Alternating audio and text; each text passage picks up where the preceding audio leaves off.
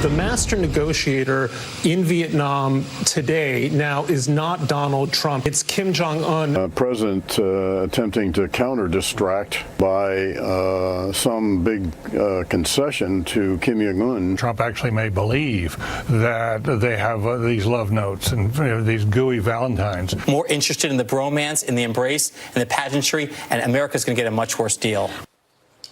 Very interesting. The media slamming the Hanoi summit, refusing to give the president any credit for even getting Kim Jong-un to the table. So why do they refuse to give him any credit? Joining me now to discuss is senior writer for the Heritage Foundation, Kelsey Bolar. Thank you very much for joining us, Kelsey. Very busy morning. Yeah, you know, a lot of people waking up, not what they expected, certainly not a lot of the president's critics, because they were saying, some of them, that the president was going to take any deal. He would take a deal just to distract from everything going on here at home and to be able to say that he had some success over there in North Korea. He did the exact opposite. He walked away, saying, in fact, he would rather take the right deal versus a fast deal. Right. I think there's a clear media bias going on here. People had very low expectations for this summit. It's important for the media to be tough on the Trump administration and President Trump all throughout these negotiations. But it's important to also be fair about the progress that he has made. And I think the most telling example of media bias that we've seen throughout these negotiations is the media's decision to focus so much on this Michael Cohen circus rather than these high-stakes nuclear disarmament negotiations. And much in part, this was planned by Democrats who purposely scheduled this hearing during the same time of these negotiations because, heaven forbid, President Trump gets any sort of positive media coverage for moving our country in the right direction in terms of nuclear disarmament with North Korea. So two things. How do you think that those same media folks that you're talking about, the detractors, will react today to this news that there is no agreement and that the president decided to walk away? And in terms of the hearing yesterday, how do you think that played out with the American public? Do you think that they could see that perhaps this was something that was planned to distract from the work being done? Well, I hope that most of the media can see that no deal is better than a bad deal. As President Trump said, he did the right thing. The last thing we want is the United States lifting sanctions and removing our high pressure against North Korea.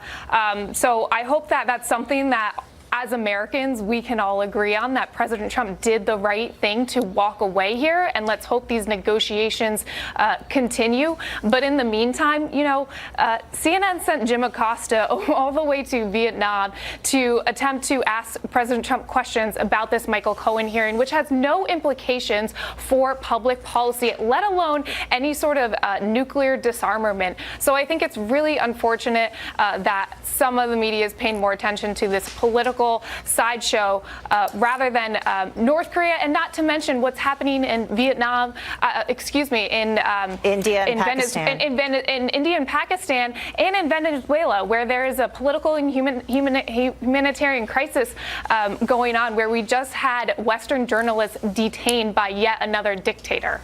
So then my question is, in terms of, Democrats or the mainstream media taking the focus off some of these larger issues, who ultimately is damaged the most in all of that? The Democratic Party, the American public, getting things done, the work done that needs to be done in these important areas?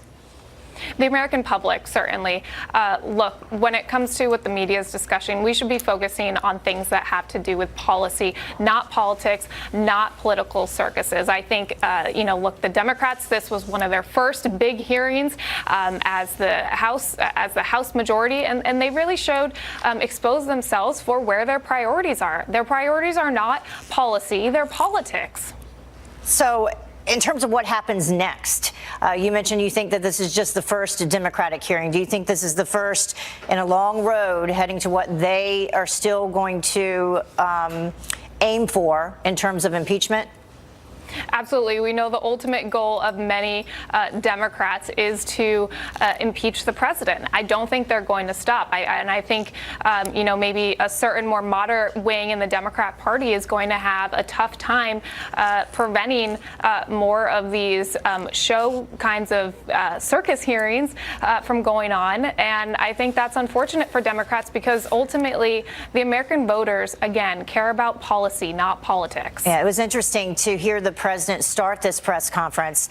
First thing that he talked about, he thanked the folks there in Vietnam. He immediately referenced Pakistan and India, as you brought up, then referenced Venezuela, and then talked about in his opinion, this success that they've had there in North Korea. Although they've reached no deal, he said sometimes you just have to walk away, and they continue to negotiate. Thank you so much, Kelsey. We appreciate you joining us.